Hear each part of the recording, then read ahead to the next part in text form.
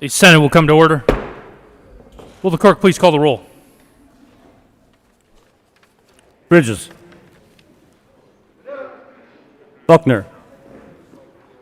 Coleman. Cook. Coram. Danielson. Donovan. Finberg. Fields. Here. Gardner.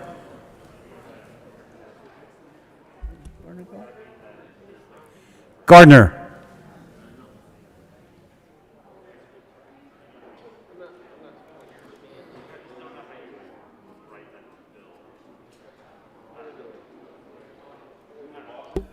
Absent. Gardner. Janal. Gonzalez. Hanson. Heisey.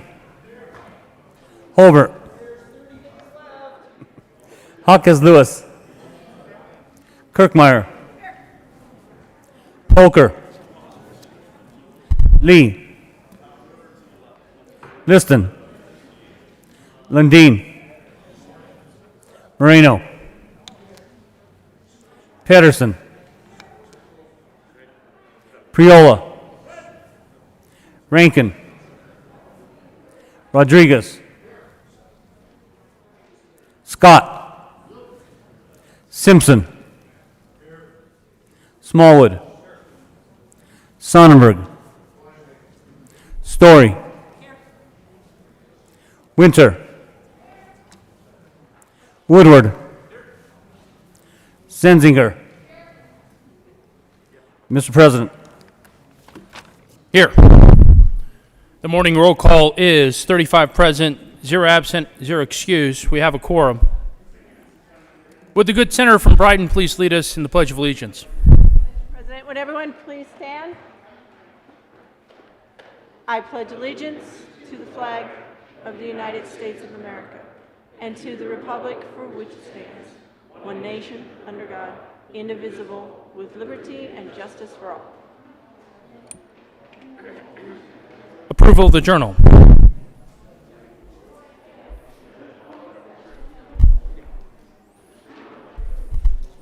Approval of the journal.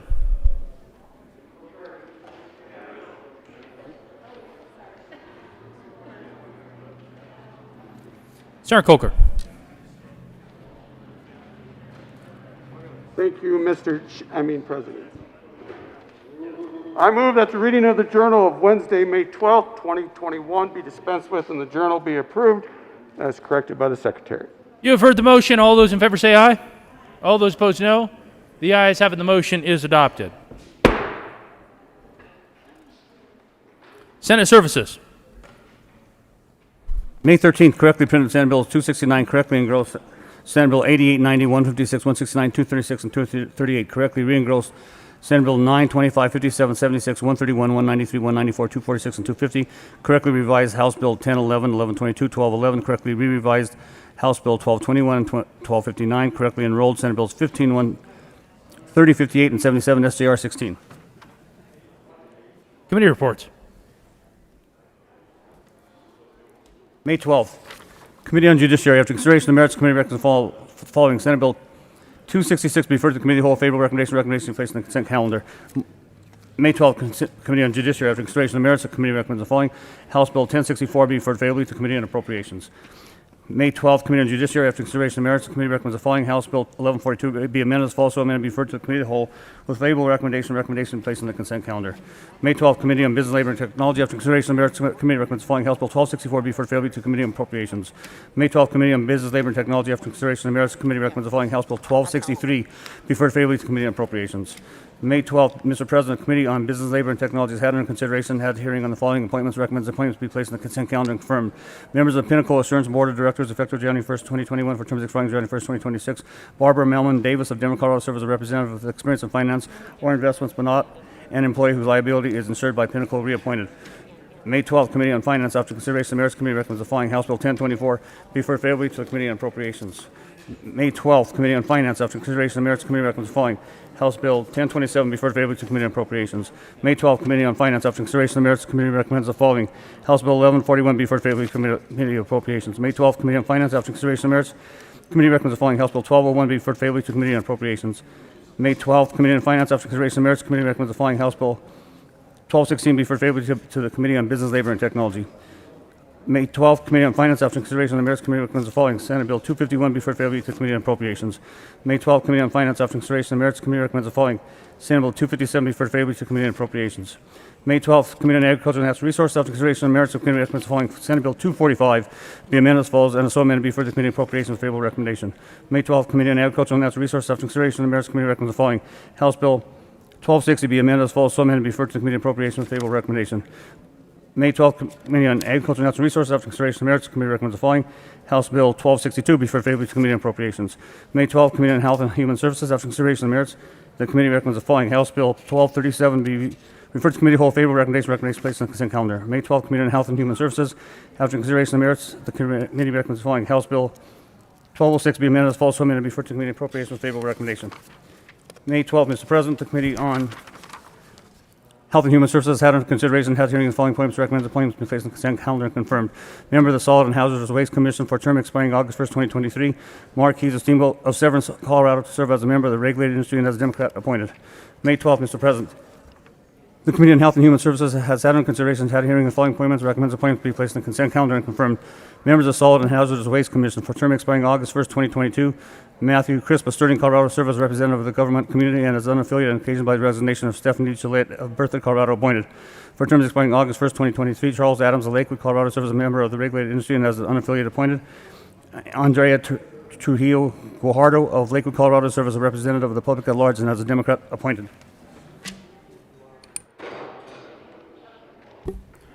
Third reading of the bill's final passage.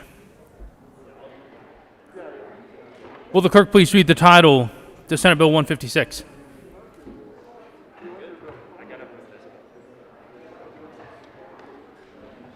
Senate Bill 156 by Senators Garcia and Representative Mollica concerning the creation of a pilot grant program for the use of nurses in 911 dispatch to help divert incoming 911 calls that do not require emergency medical service to other types of medical care in connection with making an appropriation. Mr. Majority Leader, Thank you, Mr. President. I move Senate Bill 156 on third reading and final passage.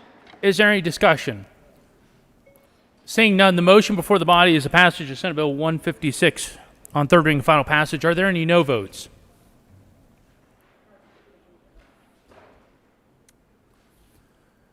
With a vote of 35 ayes, 0 no, 0 absent, and 0 excused, Senate Bill 156 is passed. Co-sponsors, Senators Cook, Donovan, Hansen, Moreno, Janal, Winter, Scott, Simpson, Hawkins Lewis, the Majority Leader, Gardner, Fields, Patterson, Story, Colker, Woodward, Rankin, Gonzalez, Coram, Smallwood, Bridges, Liston, Heisey, Sonnenberg, Buckner, Lee, Danielson, Kirkmeyer, Priola, Lundin, Zenzinger, Rodriguez,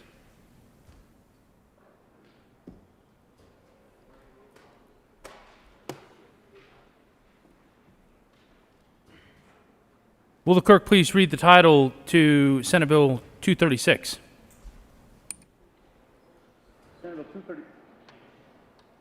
Senate Bill 236 by Senator Story and Sonnenberg and Representative Tipper and Van Beber concerning increasing the capacity of quality early childhood education through grant programs and in connection with making an appropriation.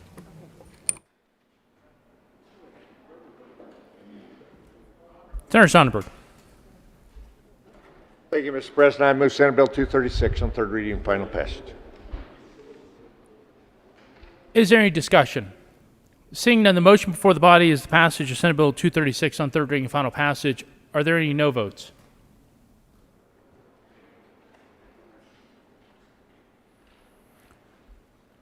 With a vote of 35 ayes, 0 no, 0 absent, 0 excused, Senate Bill 236 is passed. Co-sponsors, Senators Bridges, Priola, Donovan, Cook, Fields, Winter, Scott, Hawkes Lewis, Colker, Moreno, Hanson, Lee, Zenzinger,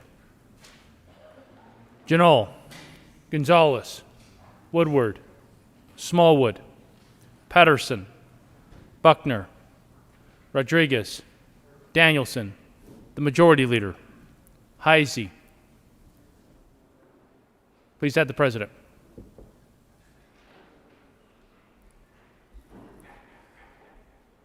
Will the clerk please read the title of Senate Bill 238? Senate Bill 238 by Senators Garcia and Zenzinger, Representatives Escar and Gray, concerning the Front Range Passenger Rail District and in connection with creating the district for the purpose of planning, designing, developing, financing, constructing, operating, and maintaining a passenger rail system, specifying the territory, governing structure, powers, and duties of the district, and reducing an appropriation. Senator Zenzinger. Thank you, Mr. President. I move Senate Bill 238 and request permission to offer a third reading amendment. Will the good senator from Jefferson County please tell us why we should give you the opportunity to offer a third reading amendment on our bill? Yes, Mr. President. Yesterday, we amended the bill and we changed the makeup of the board and we increased the number of board members from 8 to 10. However, we did not make some conforming changes later on in the bill to reflect that change. So if I were granted permission to offer an amendment, that's what we would intend to fix. The motion before the body is to allow permission for the good senator from Jefferson County to offer a third reading amendment. All those in favor say aye. All those opposed, no. The ayes clearly have it, and permission is granted. There is an amendment at the desk. Will the clerk please read Amendment L014? Amendment L014. Senator Zenzinger. Thank you, Mr. President. I move Amendment L014. To the amendment, Senator. Again, we changed the bill yesterday and we changed the composition of the board from 8 to 10. However, we did not make conforming changes in other areas of the bill to recognize that change. So this is a technical amendment that would do that. Is there any discussion regarding Amendment L014? Seeing none, the motion before us is the adoption of this amendment. Are there any no votes? With 35 ayes, 0 no, 0 absent, and 0 excused, Amendment L014 is adopted. To the bill, Senator. Thank you, Mr. President. I renew my motion to adopt Senate Bill 238 on third reading. Thank you. Is there any discussion? Mr. Minority Leader. Thank you, Mr. President. I appreciate the debate yesterday. As I mentioned, this is not about trains, this is about taxes. Proud that the commissioners of Douglas County have taken a position of opposition to the bill. And as we noted yesterday, the same is true for the commissioners in El Paso County.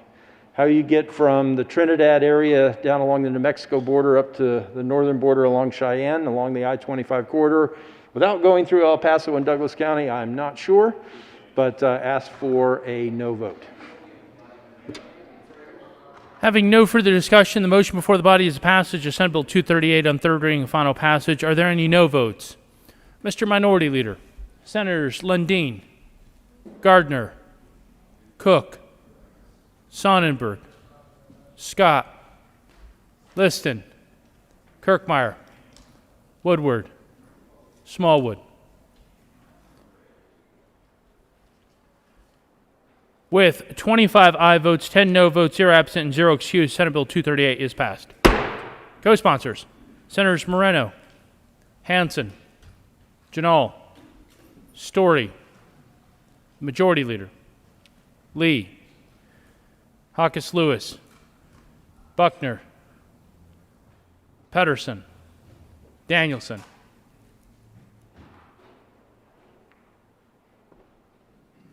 And Senator Rodriguez.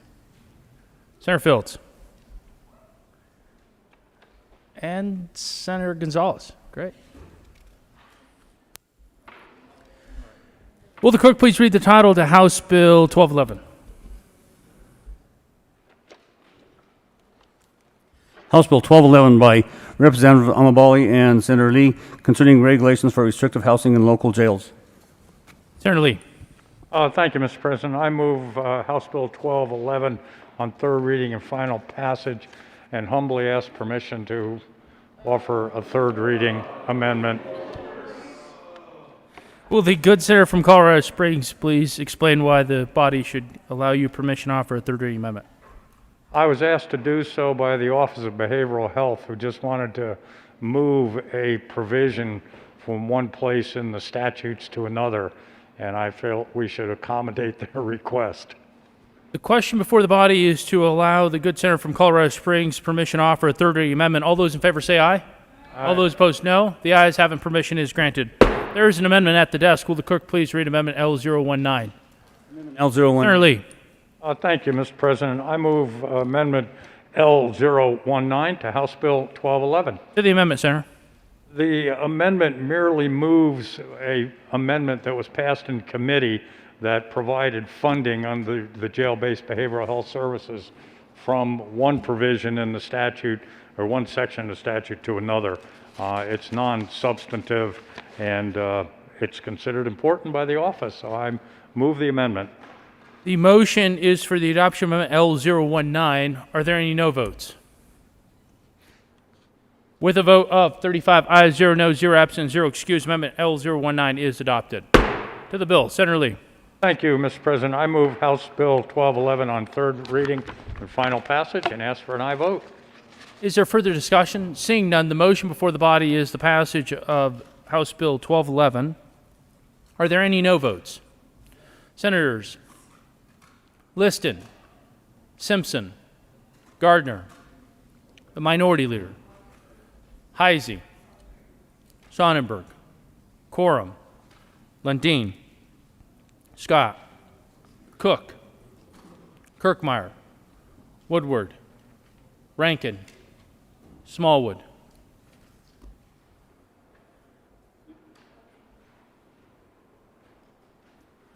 With 21 aye votes, 14 no votes, 0 absent, 0 excused, House Bill 1211 is passed. Co-sponsors, Senators Gonzalez, Winter, Hansen, Kolker, Moreno, Hawkes Lewis, Rodriguez, Patterson, Buckner, Zenzinger, Story.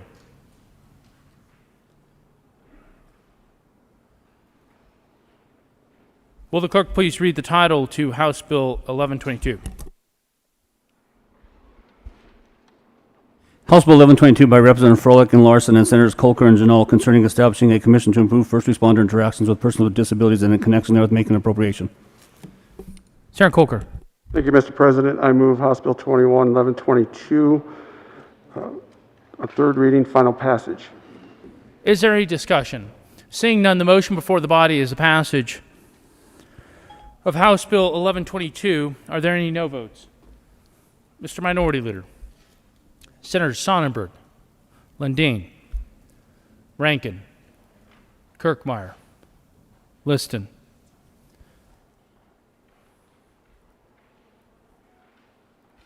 With a vote of 29 ayes, 6 no votes, 0 absent, 0 excused, House Bill 1122 is passed.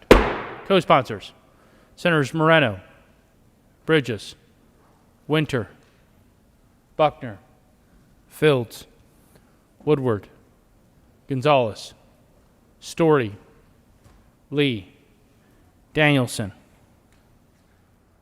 Pedersen, Hansen, Heisey, Fields. Please add the President.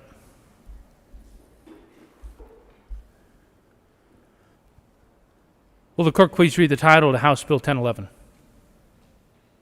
House Bill 1011 by Representative Caraveo and Senators Gonzalez and Moreno concerning the expansion of multilingual ballot access for electors in the state and in connection with making an appropriation.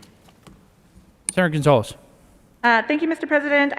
We move House Bill 1011 on third reading and final passage and ask for an aye vote. Is there any discussion? Seeing none, the motion before the body is the passage of House Bill 1011 on third reading and final passage. Are there any no votes?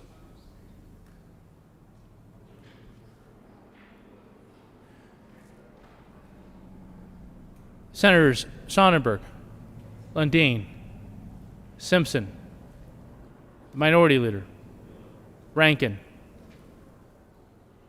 Heisey, Cook, Gardner, Scott, Woodward, Smallwood.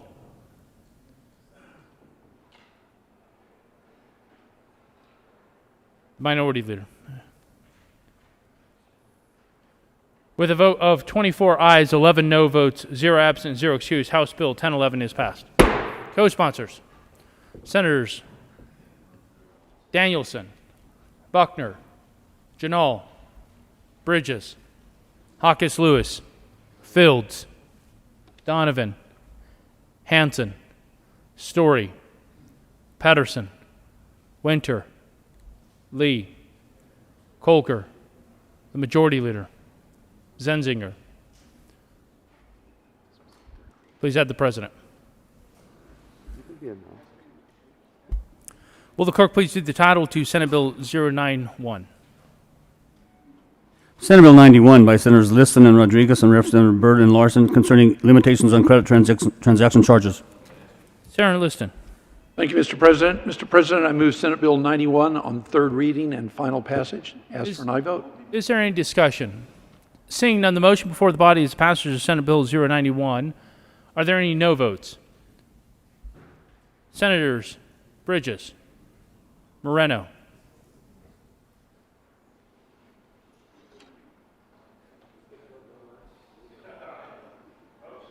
Gonzalez,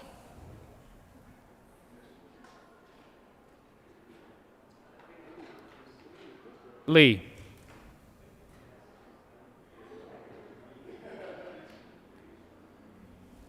with 31 aye votes, 4 no votes, 0 absent, and 0 excused, Senate Bill 091 is passed.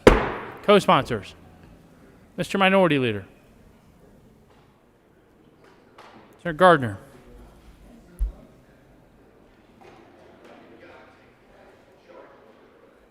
will the clerk please read the title to Senate Bill 169?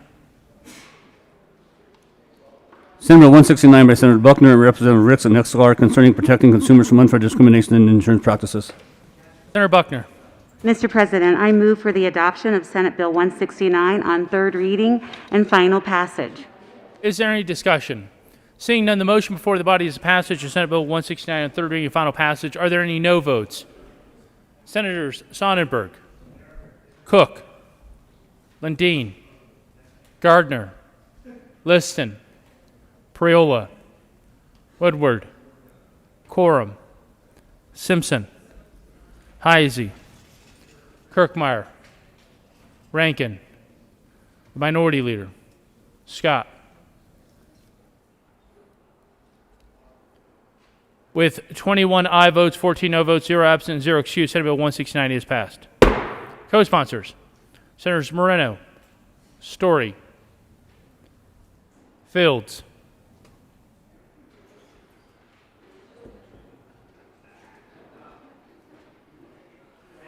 will the clerk please read the title of Senate Bill 088? Senate Bill 88 by Senators Danielson and Fields and Representative Michael Janae and Soper concerning establishing a civil cause of action for sexual misconduct against a minor in the connection therewith making an appropriation. Senator Danielson. Thank you, Mr. President. I move Senate Bill 88 on third reading and final passage. Is there any discussion?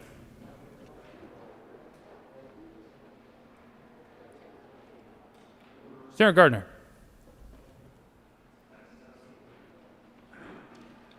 Thank you, Mr. President, colleagues, people of Colorado.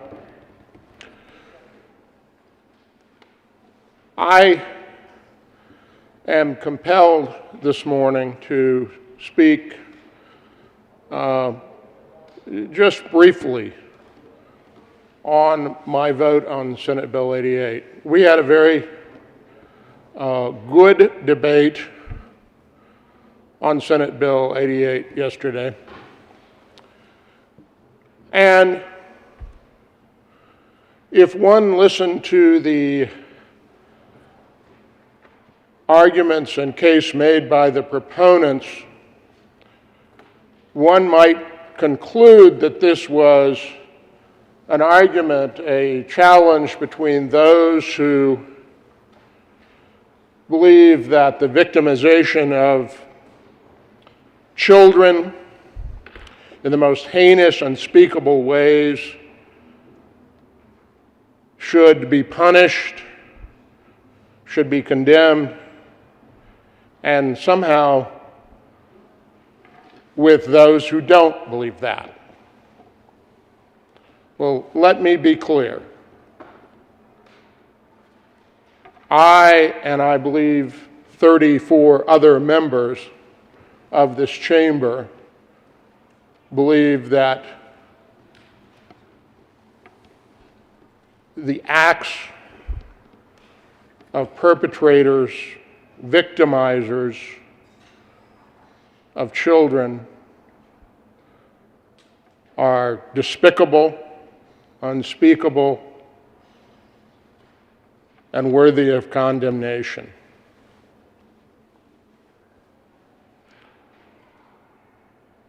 And bills, whatever their summary is, whatever they are, they tend to be what people make them about. And it seems as if this bill became about whether you thought that was worthy of condemnation or not worthy of condemnation. Let me be clear one more time. It is worthy of condemnation. As someone who has prosecuted those crimes, let me tell you, they are.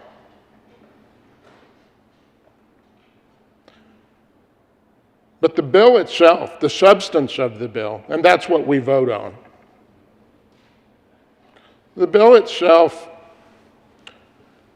creates a new and unique cause of action in Colorado.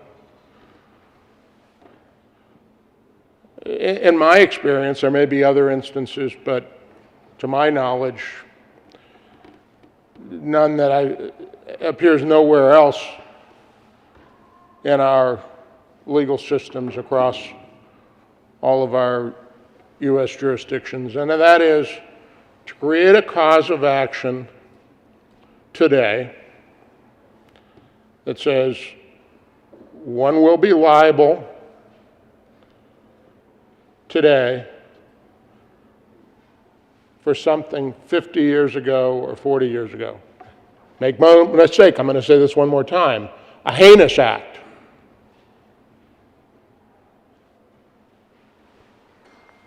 Now, there also seemed to be an implication that when these acts were committed 30 and 40 years ago by these vile perpetrators, that it somehow wasn't wrong or had not been held to be wrong. It was, it is. It was a tort under Colorado law then, as it is now. It was a tort at common law, whether we pass one or not. For those of you who sneer when you say the common law is a pretty good instrument because it makes such things without legislators acting. It makes them torts.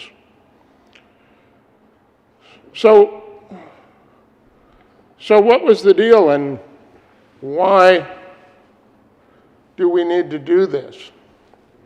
Well, recall earlier in the session, Senate Bill 73 dealt with similar wrongs, and we extended the statute of limitations indefinitely.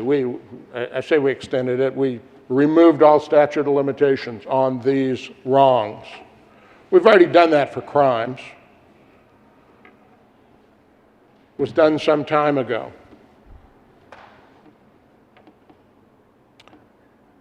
But the common law cause of action was subject to our Colorado statute of limitations, and that had expired after these child victims had reached the age of majority and the requisite time had gone by.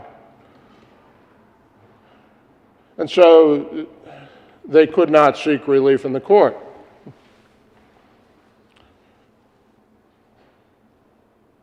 this body, and I voted yes on that with some reservation, but I voted yes to remove the statute of limitations. But we did not try to revive that cause of action. We didn't put in that bill that we'd go back and open up a window and allow people to bring those cases. Why? Because the Colorado Constitution, remember that, the Colorado Constitution, says that you cannot deprive one of vested rights. And when a statute of limitations runs, someone then is no longer liable. Whether they should be, whether they ought to be, that's what we decided in Senate Bill 73, but you can't go back and do it. You can't go back and do it because the Colorado Constitution says you can't do that. That brings us to Senate Bill 88. So Senate Bill 88 seeks to say, well, if you can't revive the common law cause of action, we're going to create this new statutory cause of action. And it looks an awful lot to me like the common law cause of action. Incredibly like it, but we're calling it something else, and we're statutorily saying if you did this thing 30 years ago, you're now liable for it. You weren't well, you're not liable for it today. You won't be liable for it tomorrow. I'm pretty confident you won't be liable for it next week. But if the bill goes over to the House, and passes over there in the form we passed it out here, or if it comes back and it goes to conference and we get agreement between the chambers and the governor signs it, then you'll be liable. Now, I am loath to argue the case for these vile perpetrators. And guess what? I'm not. For the most part, they're gone. For the most part, if they're still here, they don't have any resources. They'll have a default judgment entered against them. They'll confess a judgment. Who knows? This is about the organizations for which they were employed or volunteered. They were a volunteer, and that organization 30 years ago didn't know. Or maybe if it was a public school, they should have known.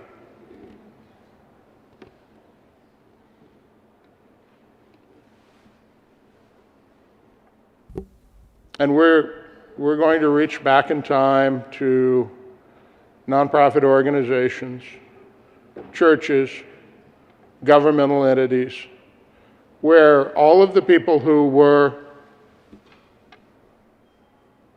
involved are gone. All of the contributors and supporters and board members and elected officials. Would the good senator from Colorado Springs like to be extended to your next 10 minutes? Please, Mr. President. Continue, Senator. Thank you.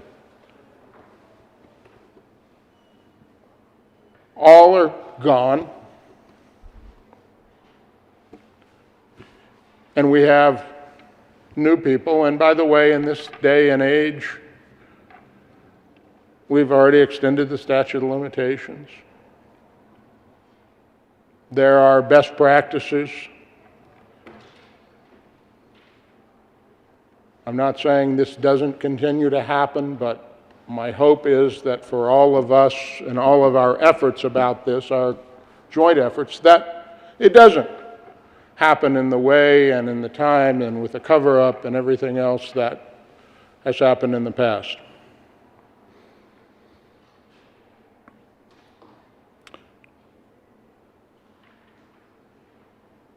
If,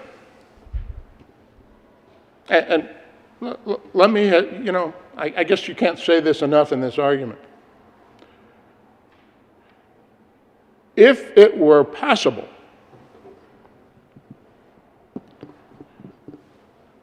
as a legal matter to hold the perpetrators responsible, and to do so in a discreet fashion, even to hold those who may have known and looked the other way, I would be the first to do so. It's not the question here. You may think it's the question, okay, but it's not the question here. The question of the Constitution and the question of the law is, can we decide in 2021 that the law and the way it was in 1971 was not right, and we're going to go back and we're going to, and what we're going to do? We're going to change the law for 1971. We're going to reach back and we're going to say, well, the law in 1971 didn't have this cause of action. But now we're going to say in 2021 that it did have this cause of action. Now, that's not very, in a moral and emotional way, that's not at all upsetting to me with respect to these victims and these perpetrators. It's bothersome to me with respect to the organizations, be they public or private, and their boards and their contributors in the year 2021.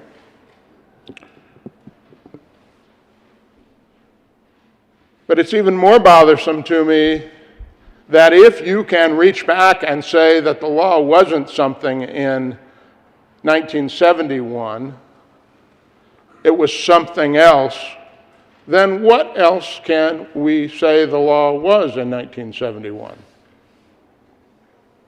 1981. What else can we do? I suspect this bill will pass. I suspect this bill will pass in some form, and between here and there, hither and yon, it will come out of both chambers some way, somehow, in the same form, and go to the first floor, and if anybody's home down there or up in Boulder, wherever they are, the chief executive of this state will sign that bill, and it will become the law. And then it's going to go across the street. And the thing that has not been discussed, other than, I think, by myself, is whether or not you can make the law different than it was in 1971. I'm going to be a no on this bill, not because I do not care about the victims, because I do passionately. As I say, I have prosecuted these cases myself. I have spoken to these victims myself. I've been without words to speak with them.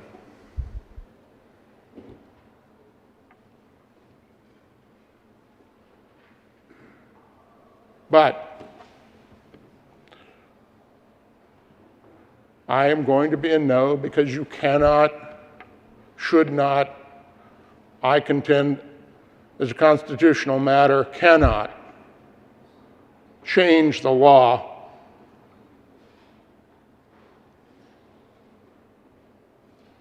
for 1971. And we, others will disagree, You have your vote and your conscience and your belief about this. As much as I might want to, I do not believe that I can vote in favor of this bill. I'll not urge a no vote. I generally don't believe in that, to be quite honest with you, on the most rudimentary of bills, because I believe each and every one of us must make up our own mind and our own conscience consistent with how we understand our duties and our oath. But I will tell you that my no vote has nothing to do with my feelings about how despicable the crime is. About that, I vote no, and have voted no, and will vote no against that conduct. But there are also things about which one must vote no, and that is a matter of constitutional and legal principle, and I will be a no vote. Thank you. Is there further discussion? Senator Lee. Thank you, Mr. President, and thank you, Senator Gardner, for your analysis of the constitutionality of this issue. It is a difficult and challenging issue, no doubt, to determine the constitutionality. The bill overall, in my view, is a reasonable and balanced approach to this challenging and emotional issue. It attempts to address a legitimate governmental interest, holding wrongdoers, both individuals and institutions, accountable for their actions, and to provide a remedy to those victims who would otherwise have no recourse. No one questions the contemptible nature of the conduct that took place. What we're talking about is the test of whether we can pass this bill as a constitutional measure. By any standard, the testimony that we heard about the misconduct shines a light on acts which are reprehensible, which are abhorrent, loathsome, contemptible, and contrary to all standards of human decency. But the threshold issue, as the good senator from El Paso County pointed out, is the constitutionality. In committee, we heard arguments on both sides. Article 2, Section 11 of the Colorado Constitution prohibits ex post facto laws, or ones retrospective in operation. The analysis of this bill then proceeds from the position that acts passed by this legislature and signed by the governor are presumptively constitutional. We are then faced with the issue of whether this bill is retrospective, because it condemns conduct on the past on which the statute of limitation has run. I think it does not, for a couple of reasons. By its language, it does not revive a barred cause of action. The drafters of this bill very adroitly created a new cause of action, sexual misconduct, a new cause of action altogether. The new cause of action bears a rational relationship to the legitimate governmental interest of addressing sexual misconduct, which is declared to be, in the bill, and clearly is, a significant public safety health concern. Colorado has a legitimate right and an interest in empowering its people to hold both people and institutions accountable for loathsome and criminal acts, and for implementing deliberate policies in which they attempted to cover it up.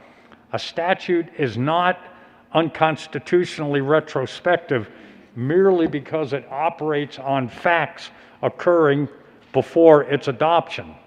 These facts are germane to the analysis and support retroactive application. The impact of child abuse significantly delays disclosure. Child abuse is significantly underreported.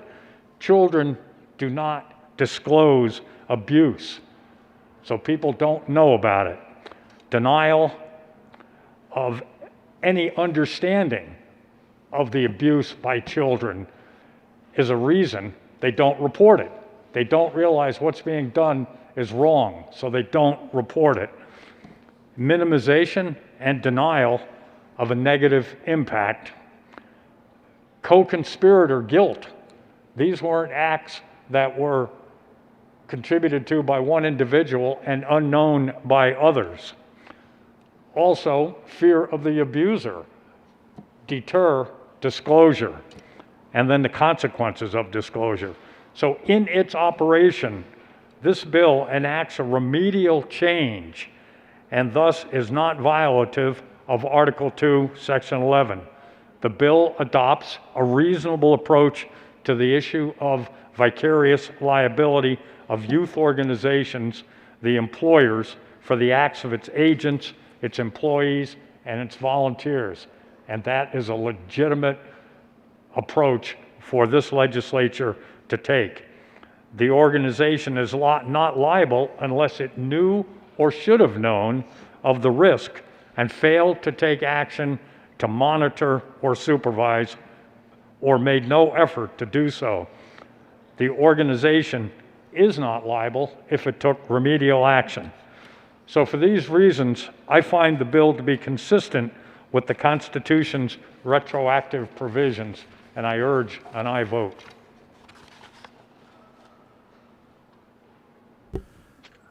Senator Danielson. Thank you, Mr. President. Thank you, colleagues, for your time and attention today. I want to start by acknowledging the truly, truly significant accomplishments in Senate Bill 88. This measure is 30 years in the making. 30 years in the making. And what that means is that for the past 3 decades, survivors of child rape have been coming to the Capitol to share their stories with us. Speaking publicly about the pain and suffering that they have endured, not just when the rape happened, not just when the sexual abuse occurred, and sometimes that sexual abuse occurs for decades on end as well. Or not necessarily decades, but years on end. And these are kids we're talking about. Kids who endured sexual abuse, and sometimes for years on end. Survived that, came through it, and came here to ask us to do something about it. Sexual abuse is one of the most painful things to endure and causes some of the most long-term and expensive medical and mental health care to victims of any crime that someone should have to endure. So what these victims have been coming and asking us for is the ability to hold accountable their abusers and the institutions that actively covered up the abuse. Hold them accountable. Hold them accountable for the atrocities that they allowed to happen. Hold them accountable for the damage that it did to these kids, the damage that sustained into their adulthood, that impacted their entire lives, and for the damages that require a significant financial burden to withstand. Years of medical and mental health treatments are expensive.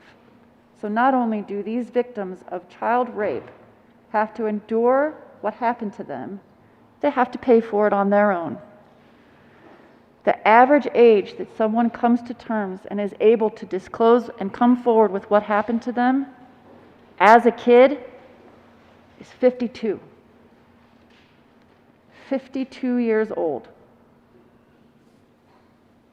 Currently, survivors of child sexual abuse have 6 years to pursue a claim against an individual and 2 years to pursue a claim against an institution.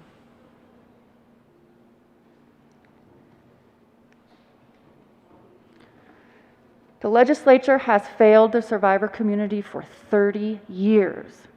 We have not been able to come up with a way to address this problem.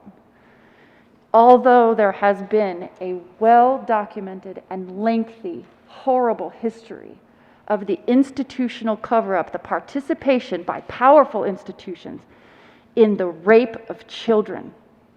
Well-documented, lengthy, horrifying. We have failed them year in and year out.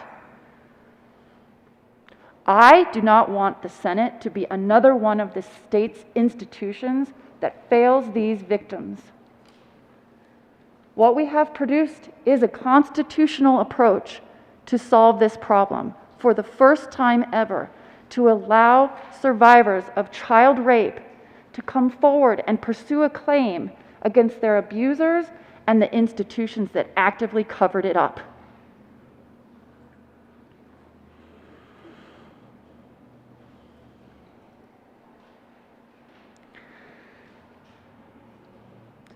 Some opposition has been expressed that has to do with changing the law from 1971 or 1954 or 1968 or whenever the abuse occurred.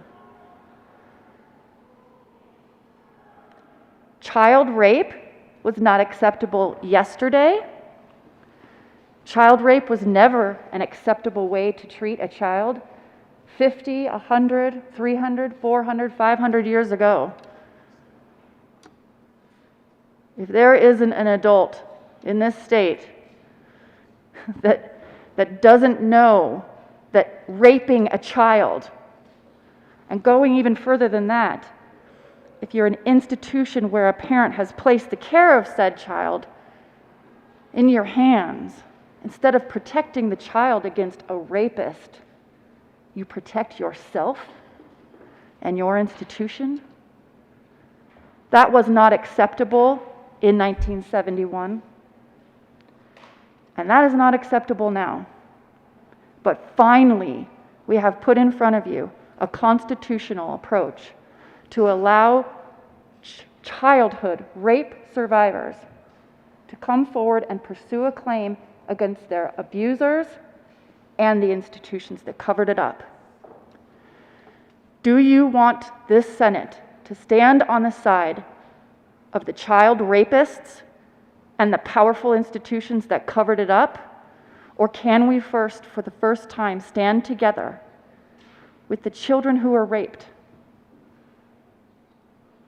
It is within your power to make the right choice today, to finally stop the failure of these victims, to take responsibility as the state Senate and stand up and say, we will condone this no longer.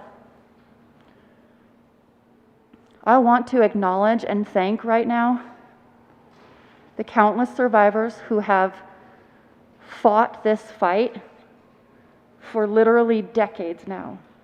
And for those of you who are new to the debate, some of them are the actual individuals who started this 30 years ago.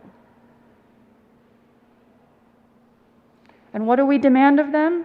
To come before a committee and talk about their most painful experience, so that you can sit and listen and hear firsthand what people actually do to kids. And when institutions find out about it, the lengths that they will go to cover up that abuse. If we don't take a stand now and do the right thing, not only are we eliminating the opportunity for these survivors to pursue justice and healing for the first time in decades, but we will send a message that we, the state Senate, continue to condone this kind of behavior, because that is what you are voting on today. We need to stand with the children who were raped. We need to stand against their rapists and the institutions that covered it up.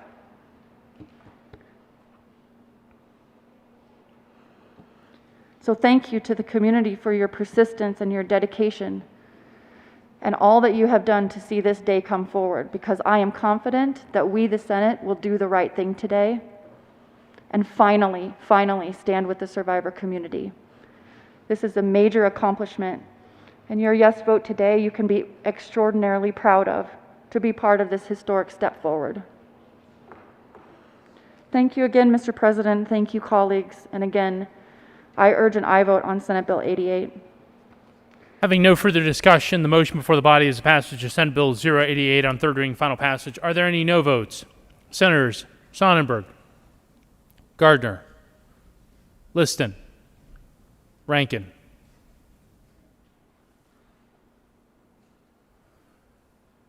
With a vote of 31 ayes, 4 no votes, 0 absent, and 0 excused, Senate Bill 088 is passed. Co-sponsors: Senators Winter, the Majority Leader, Rodriguez, Kolker, Moreno, Hawkins Lewis, Bridges, Gonzalez, Buckner, Lee, Pedersen, Janal, Story, Hansen.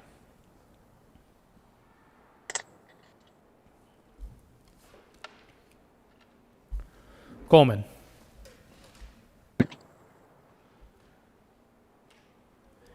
Will the clerk please read the title?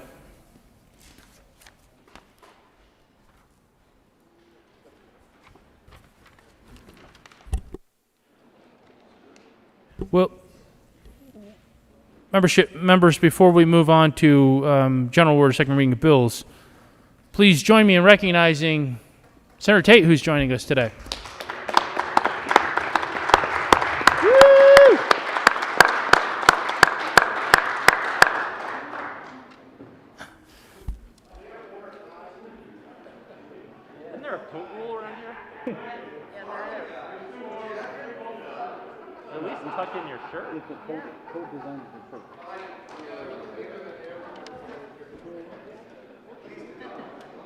General order.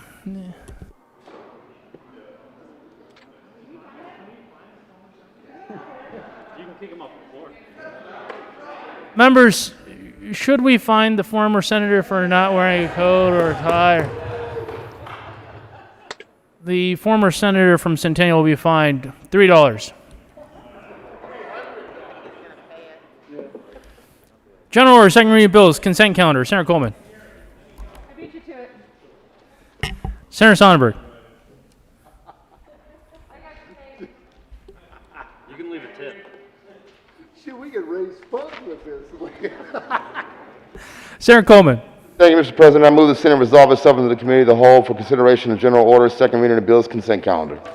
You have heard the motion. All those in favor say aye. All those opposed, no. The ayes having the motion is adopted. The Senate resolve itself to the committee of the whole for consideration of general orders, second reading of bills, consent calendar, and Senator Coleman will take the chair.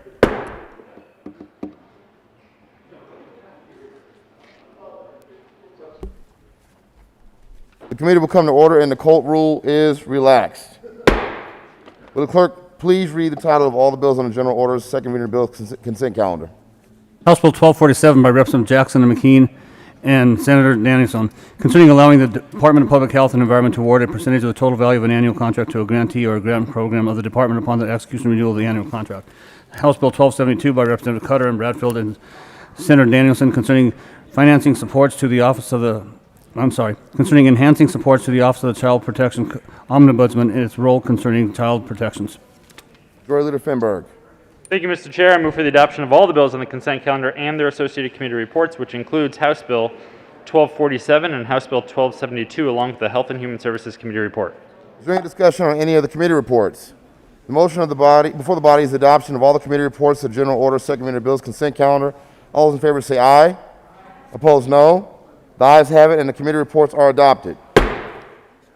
Is there any discussion on any of the bills on the consent calendar? Motion for the body is the adoption of all the bills in the general order, second reading of the bill, consent calendar. All those in favor say aye. Opposed, no. The ayes have it, and the bills are adopted. Majority Leader Finberg. Thank you, Mr. Chair. I move the committee rise and report. Motion is for the committee to rise and report. All those in favor say aye. Opposed, no. The ayes have it, and the motion is adopted. The committee will rise and report.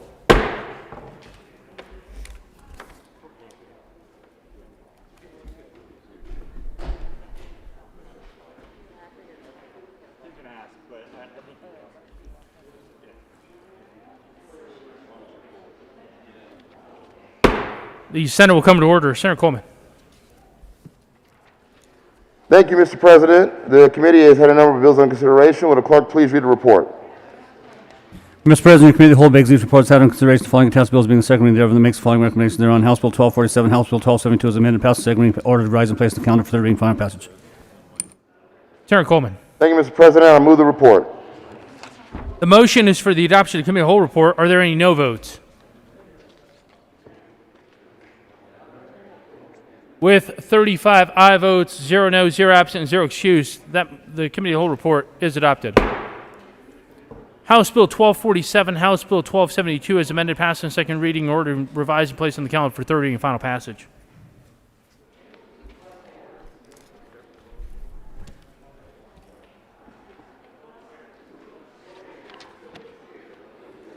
Mr. Majority Leader.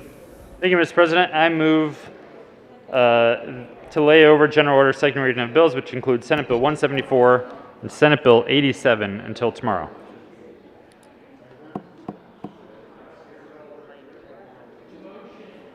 The motion before the body is to lay over the general order second reading of bills calendar, which would include Senate Bill 174 and Senate Bill 087 until 5/14/21.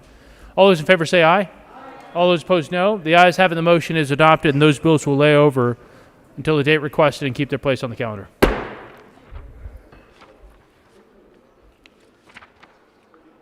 Consideration of resolutions.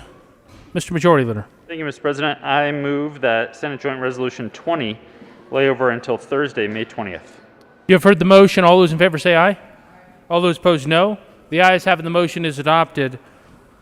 The Senate Joint Resolution 020 will lay over until 5/20/21 and retain its place on the calendar. Consideration of House amendments.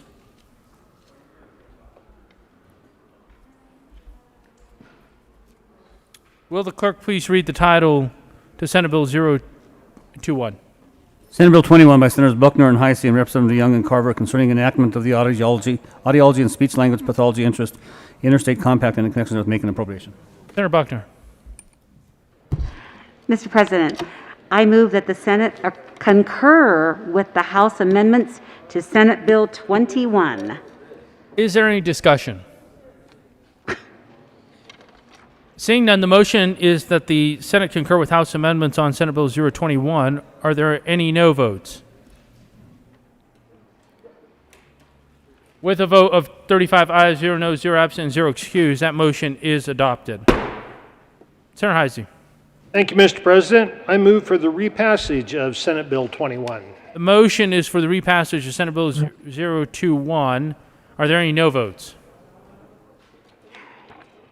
Thank you. With a vote of 35 ayes, 0 no, 0 absent, and 0 excused, Senate Bill 021 is repassed. Co-sponsors. Senator Moreno.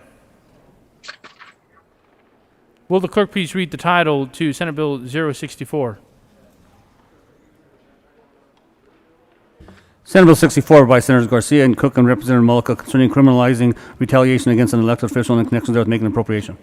Senator Cook. Thank you, Mr. President. I move that we concur with House amendments to Senate Bill 64. Is there any discussion?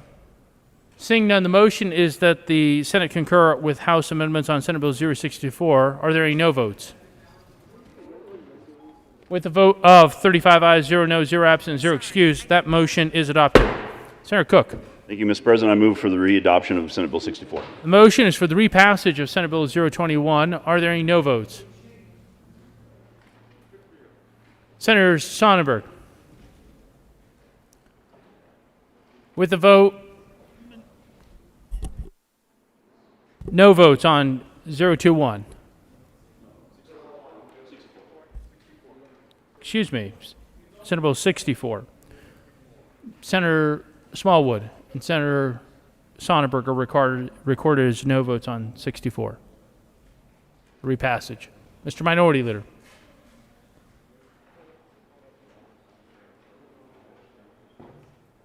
Senator Heisey.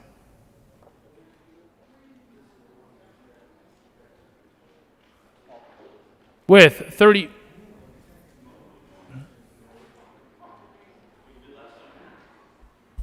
Senator Quorum, how do you wish to be recorded? As a no vote? Senator Quorum will be recorded as a no vote. Senator Lundeen.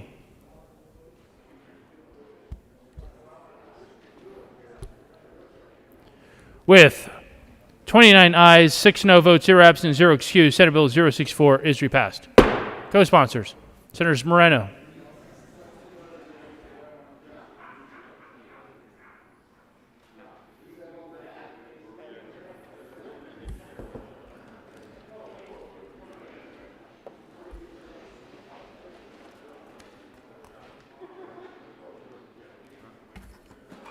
Consideration of governor's appointments. Will the clerk please read the appointments to the Health Insurance Affordability Enterprise Board? Members of the Health Insurance Affordability Enterprise Board, effective immediately for terms expiring September 24, 2022. Venetia Marshall, Castle Pines, Colorado, serve as a representative employed by a carrier appointed. Stephanie Einfield of Steamboat Springs, Colorado, serve as representative of primary care healthcare providers who does not represent a carrier appointed. Richard Kimino of Fraser, Colorado, to serve as a representative of consumers of healthcare who are not employees of a hospital or other healthcare entities appointed. Maria Majuda of Colorado, serve as a representative of consumers of healthcare who are not employees of a hospital or other healthcare entities appointed. Sean Satterfield of Evergreen, Colorado, serve as a representative of business that purchases or otherwise provides health insurance for employees appointed. Effective immediately for terms expiring September 24, 2024. Amanda Massey of Centennial, Colorado, serve as a representative of Statewide Association of Health Benefit Plans appointed. Rebecca Gilbert of Centennial, Colorado, serve as representative of consumers of healthcare who are employees of a hospital or other healthcare industry appointed. Rainey Headage of Denver, Colorado, serve as a representative of healthcare advocacy organization appointed. Linda Thorpe of Atwood, Colorado, serve as a representative of rural critical access or independent hospital appointed. Senator Fields.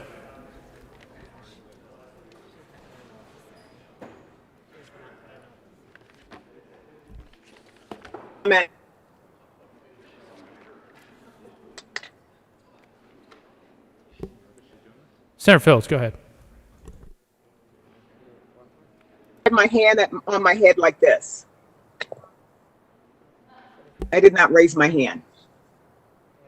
Mr. Majority Leader. Thank you, Mr. President. I move for the confirmation of the members of the Health Insurance Affordability Enterprise Board.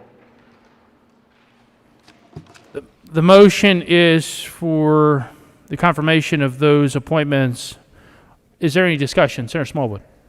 Thank you, Mr. President. Good morning. So, colleagues, we had a very nice presentation in the Health and Human Services Committee regarding the members of the Health Insurance Affordability Enterprise Board.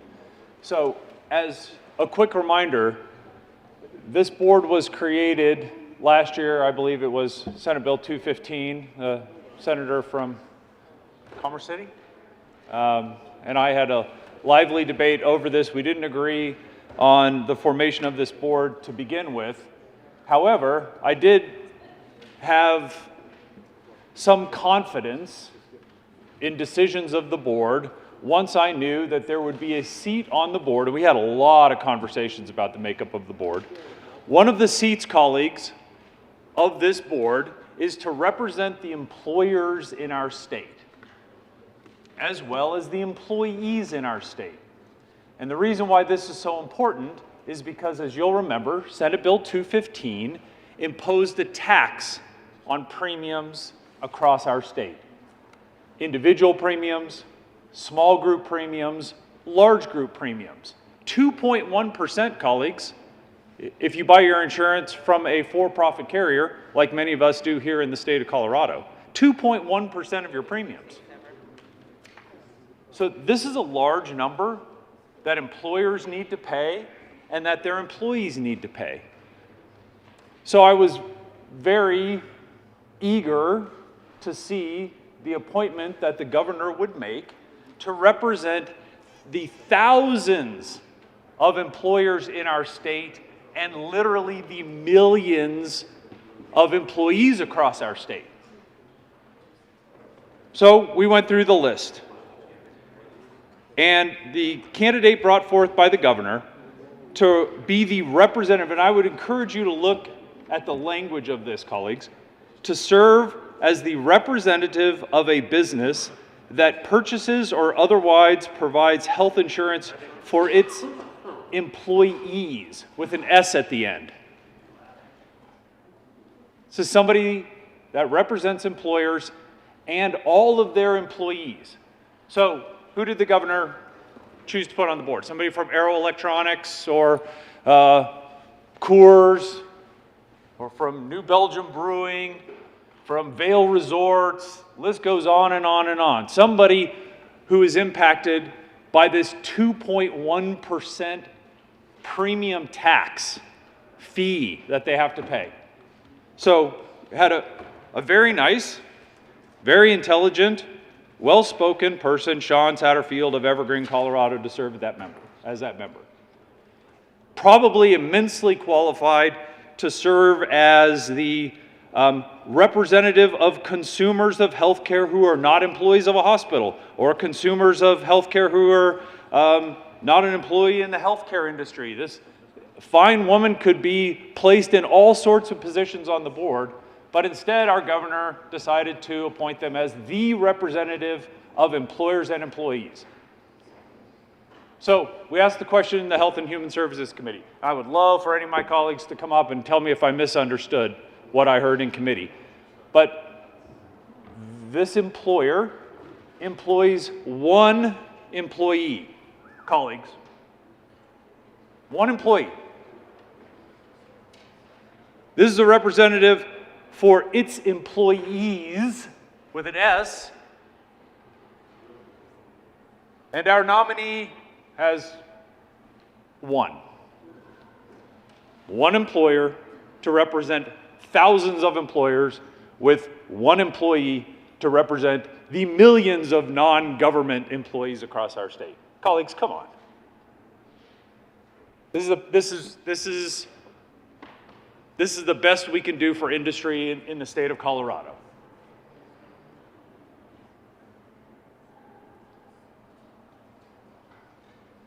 I was extremely disappointed, and it is hard to stand here and pick out a single individual who's a good, fine, qualified individual, but who simply doesn't meet the definition. In fact, colleagues, what she went on to explain is that there is a reasonable likelihood that because of economic circumstances, she will not be able to even provide health insurance for the one employee come July of this year. So we very likely, and again, colleagues on the Health and Human Services Committee, come here and tell me if I misunderstood this. Our appointee may not even be offering health insurance to the employee in 90 days. This is the best we can do as a body. First time I've ever stood here to say that we need to reject one of these folks. Again, not because they're not qualified. Happy to have that person in any of these other slots. But as the sole representative of industry in the state of Colorado, has nothing to do with political parties, has nothing to do with qualifications. Colleagues, she simply doesn't meet the definition. So I would ask you to approve the appointed members and reject the one, Ms. Sean Satterfield, and I apologize on the mic to her, and I can't re-emphasize enough how I feel she could absolutely contribute to this board in some other slot here. But colleagues, not as the sole representative of industry in our state, who, by definition, offers health insurance to its employees, might not be offering health insurance at all in 90 days, and certainly, colleagues, unfortunately, there's no S on that. It's one employee is what we heard in committee. So respectfully, colleagues, I'd ask you to stand behind me on this. Thank you, Mr. President. Yeah, are you asking to sever? Thank you. So colleagues, with that, and thank you to the Secretary of the Senate for walking me through this, because again, I've not done this before, but I'd ask that we sever that motion to remove Ms. Shawn Satterfield as an appointee to the Health Insurance Affordability Enterprise Board. Is there further discussion? Senator Fields. Thank you, Mr. President. And I just want to inform the members that we had a very comprehensive presentation from the department, as well as all the nominees that were considered. And you can go online and you can see the different areas that they represent. And so it ranges from being the advocate, from being the chair, an insurance carrier, Connect for Colorado, hospitals, and all of them are extremely qualified. Just because this one business person, I think her name is Shawn Satterfield, she might only have one employee, but she has other experience that she brings to the board. So I just don't agree with the notion that she's not qualified just based on the number of employees that she has. When we think about COVID-19, a lot of organizations and businesses have been impacted. And you might have had 10 employees, but now you only have been able to bring back 2 or 3. And she talked a little bit about that. So I would urge the Senate as a whole to confirm this Health Insurance Affordability Enterprise Board, because I think that they bring the right skill set for the work that needs to be done ahead. So I'm urging an aye vote on every single member that has been recommended and that was approved in committee. You know, the comments that were made by the Douglas County Senator, he did make that motion, but we did approve, that's my recall, everyone on the board. So I'm not quite sure now why we want to, you know, we didn't do that publicly in committee. And I think we should honor our commitment the way we stood in committee. And there were other members in the committee, and you can share your input, but these folks are qualified, they're competent, and they all have a strong interest and desire to work on the board. It was a very diverse board. We had diversity on the board. And I really appreciate that from rural and from a variety of different places across the state of Colorado. The makeup of the board is good, and we should approve them.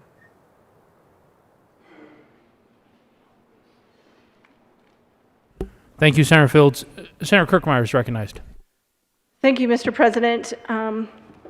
As a member of the Health and Human Services Committee who heard this, first of all, I will just say, obviously you all know I'm new, didn't know about 215, didn't really understand that this had to be an employer, but I will say once we learned of it, I too think that Ms. Satterfield, very nice young woman, just quite frankly is not qualified for this position. And let me just read you from her own resume. She has experience in business development and account growth management. She founded Mozero, which is an enterprise web development company, which she is the sole owner of, and she only has one employee, and she told us in committee that she may not even have that employee here soon. She's done that for the last 4 years. Again, it's a web development company where she only had one employee. She also currently runs a nonprofit. She didn't say they had any employees. And her nonprofit is the Shine Musical Festival, which sets up or caters music festivals. Prior to that, she was a director of client services. Prior to that, she was a manager. but she has not been the employer. She is not the employer. So she doesn't fit what's required here. She might very well be a very good person to be on the committee, on the board, but this resume, her background, doesn't fit the specific area she's supposed to be involved in. So I would ask for an aye vote on severing the motion, and then ask for a no on this appointment. Let's go find someone that meets what was in statute, what you all agreed to. This young woman does not meet that. There has been a request from a member to sever Sean Schatzfield. The motion before the body is that Sean Schatzfield's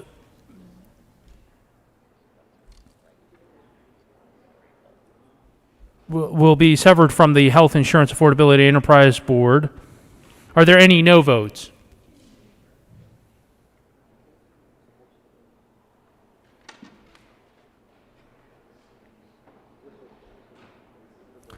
Senators Hawkins Lewis, Coleman,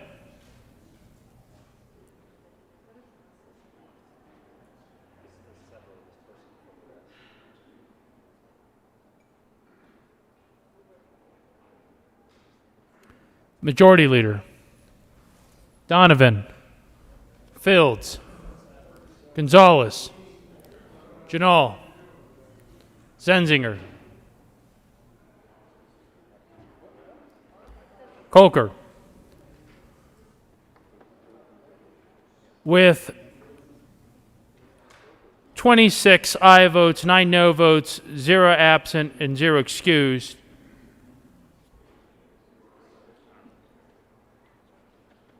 Sean Schatzfield, that motion is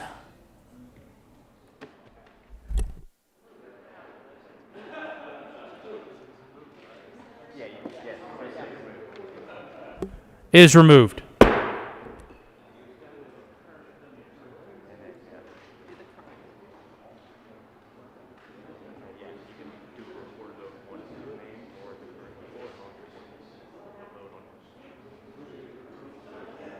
So we do all of them other than Sean first, and then we do Sean.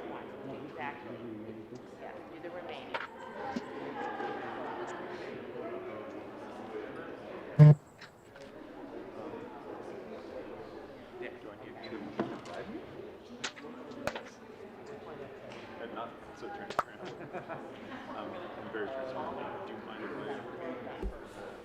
Members, the motion before the body is the confirmation of the remaining governor's appointments. Senator Smallwood. Thank you, Mr. President. Colleagues, I do want to be very clear that I agree with the good senator from Aurora who's on the screen right now that the rest of the slate of the appointees absolutely qualify. I support them completely. So I would ask for your aye vote on the rest of the appointees. The motion is for the confirmation of the remaining governor's appointments on that board and commission. Are there any no votes? With 35 aye votes, 0 no, 0 absent, and 0 excused, those following appointments are confirmed.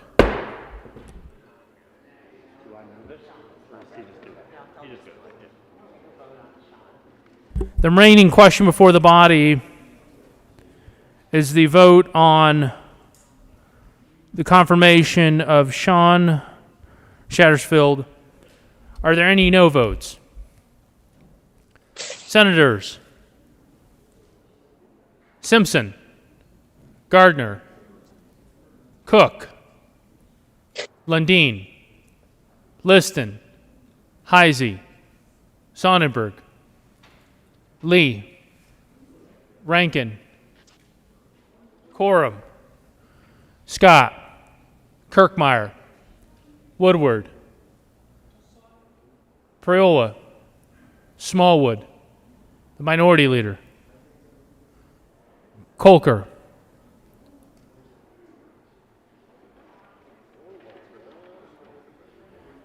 with 18 aye votes, 17 no votes, 0 absent, and 0 excused,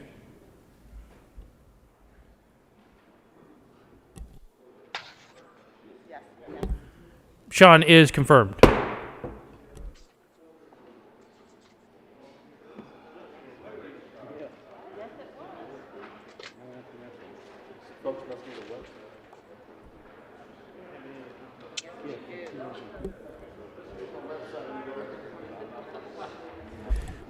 Will the clerk please read the second appointment to the Pinnacle Assurance Board of Directors?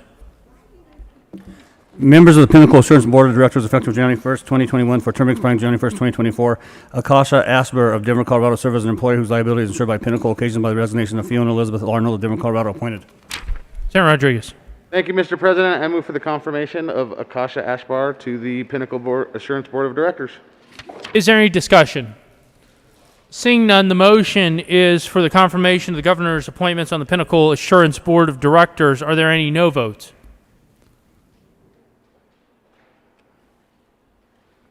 With 35 aye votes, 0 no, 0 absent, and 0 excuse, that appointment is confirmed.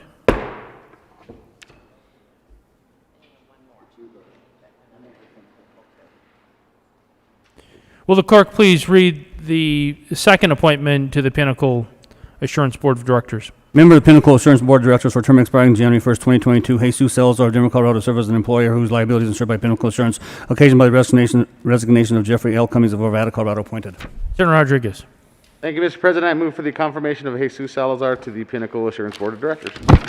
Is there any discussion? Seeing none, the motion is for the confirmation of Jesus Salazar to the Pinnacle Assurance Board of Directors. Are there any no votes? With 35 ayes, 0 no, 0 absent, and 0 excuse, that appointment is confirmed. Message from the House. May 13th, Mr. President, the House has passed on third reading and transmitted to Revised Statutes House Bill 1266, 1077, 1208, amendments printed House Journal May 12th. The House has passed on third reading and transmitted to Revised Statutes Senate Bill 101, amendments printed in House Journal May 12th. The House has passed on third reading and returns here with Senate Bills 82, 115, and 136. Message from the Reviser. May 13th, we herewith transmit without comment as amended House Bills 1077, 1208, 1266 without comment as amended Senate Bill 101. Announcements. Mr. Minority Leader. Thank you, Mr. President. Ask for a moment of personal privilege. Granted. Thank you, Mr. President. Members, I'm sure some of you are baseball fans and you watch the Rockies and your favorite team in the World Series. I think we're all Bronco fans, and when they go to the Super Bowl and we have a parade out on Lincoln Avenue or Broadway, that's exciting times. I'm sure there's Nuggets fans in the chamber, but I am a hockey fan. And I want to encourage you, invite you, if you have, I think, DirecTV or AT&T TV, you can watch the Avs at home. If not, if you don't have coverage of that game, head out to your favorite bar or restaurant. Let's give some support to the Colorado Restaurants Association because our Colorado Avalanche tonight will play their last game of the regular season. And right now they are number 2 rated team in the NHL, not just in our division, but in the NHL. And if they win their game tonight, they will be the number 1 rated team in the NHL. They will win the President's Cup, and they will have home ice advantage throughout the Stanley Cup playoffs. To Coach Bednar, to the whole team, to Kroenke Sports, thank you for giving us such an outstanding NHL team here in Colorado. Go Avs! Thank you, Mr. President. Senator Lee. Thank you, Mr. President. To the chagrin of all members, the Judiciary Committee will not be meeting this afternoon. Senator Janal. Thank you, Mr. President. The Local Government Committee will meet upon adjournment in 15 minutes in room 352. Senator Winter. Thank you, Mr. President. Transportation and Energy. This is actually a different announcement. It's a real announcement. I need you to listen. Is going to meet not 15 minutes upon adjournment, but 30 minutes upon adjournment, because the majority leader has numerous bills in numerous committees. So, Transportation and Energy is going to meet 30 minutes upon adjournment. See you all there. Senator Zenzinger. Thank you, Mr. President. The Senate Education Committee will meet this afternoon at 1:30. We will hear 3 bills. We will kick things off with House Bill 1234, followed by Senate Bill 255, followed by 268. Thank you. Senator Hansen. Thank you very much, Mr. President. Members of Senate Appropriations Committee, I am looking forward to seeing you very shortly, tomorrow morning, 8 a.m., LSBB. You see the calendar list. I won't read all of those for brevity, but we are looking to add Senate Bill 249. I will let the members know about that as quickly as I can. Otherwise, as printed in the calendar.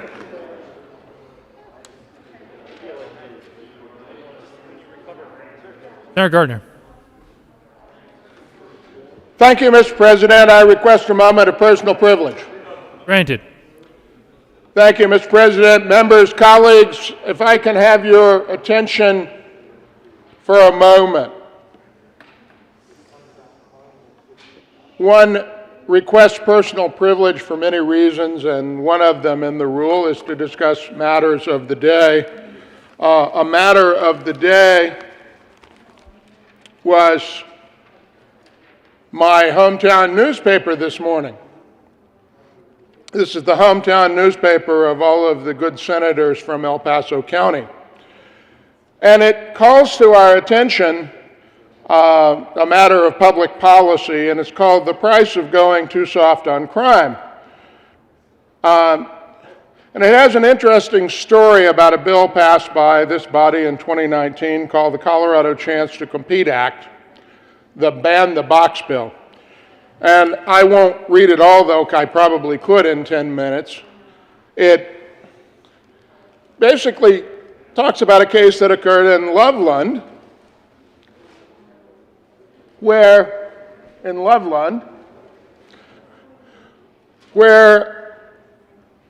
a man who had murdered essentially his whole family as a juvenile, because of Ban the Box, did not disclose that, did not have to disclose that. Even because of record sealing rules, attempted to buy a gun, was nearly successful.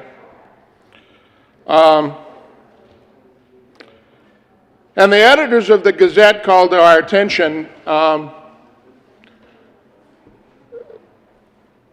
this constant discussion that we have here in this body about our concerns and empathy for various groups. Now, I've spent my legislative career working on legislation for crime victims. The Gazette says that much of our justice reform efforts are misguided, and I think they are correct. They call them a starry-eyed commitment to forgiveness, equity, second chances, restorative justice, and other buzz phrases that drive the justice reform efforts.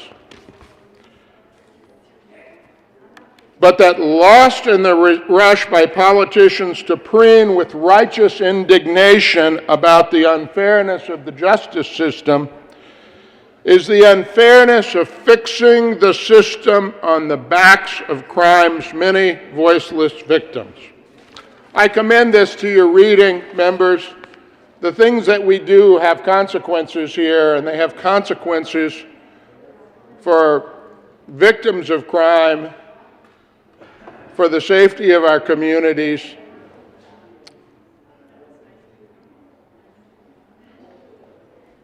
Many well-intentioned things have consequences that we would never intend. Always be cognizant of those. Thank you, Mr. President. Thank you, members, for your attention. Senator Story. Thank you, Mr. President. May I have a moment of personal privilege? Granted. Thank you, Mr. President. Good morning, colleagues. I just wanted to share that I have family members here that are visiting today. My son and his lovely wife in the corner that are visiting from out of town, Nashville, actually, if Senator Tate is still around. And that's where they come from too. So anyway, just glad to have them here. Thank you. Welcome.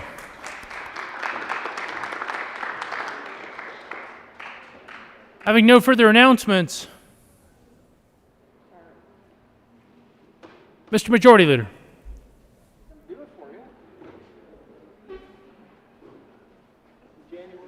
Thank you, Mr. President. We do have a few bills to read across and move that the Senate recess until 12 noon today.